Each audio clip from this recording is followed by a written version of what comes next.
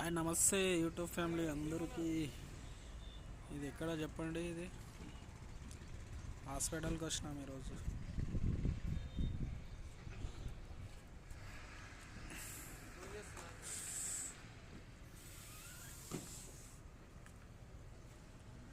మాతా శిశు ఆరోగ్య కేంద్రం. కామెంట్ చేయండి, ఇది ఎక్కడ హాస్పిటల్?